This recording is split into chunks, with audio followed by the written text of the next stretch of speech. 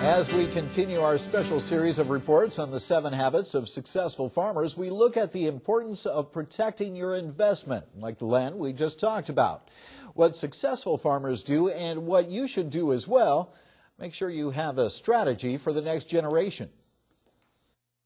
Driving down a state road, looked up, and 10 feet in front of me was a stopped vehicle, and I was going 60 miles an hour without a seatbelt on. And luckily, I got out of that car before it burnt, laid in a ditch, and I looked up at my 2 sons, and I said to myself as I was crying, they weren't ready. Ready to take over the family farming business, a successful agribusiness by just about any measure. Tom Farms has now grown to 12,000 production acres in north central Indiana and another 4,000 in Argentina. Just like many family farms, it had a humble beginning. Kip's mom and dad started the farm in 1953 with 180 acres. I think when we first started, we had no idea that it would evolve or grow to where it is today, and that, you know, your children would be part of the business. I guess you don't think about that when you're young and doing your day-to-day things and just trying to make a living enough to feed your family and clothe them. And it's always a man's goal, you know, to have a son that will grow up and take your place.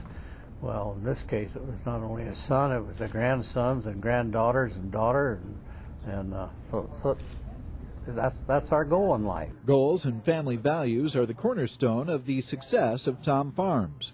Again, all this, I think, helps you understand how driven we are to maintain our core family values.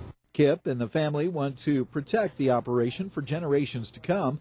That's one reason they're getting help to develop their legacy plan so that everyone is on the same page with goals and a vision. The process can involve frank discussions. Change is very difficult for people, and that's why most people hesitate to initiate, or that might be the primary reason for a hesitation in going into a succession plan. In some farming operations with another generation waiting in the wings, retirement planning may be as simple as an exit strategy with a lump sum payment. The intent is to provide financial security while also giving the upcoming generation or generations a chance to achieve success. But the bigger the operation, the more complex succession planning can become.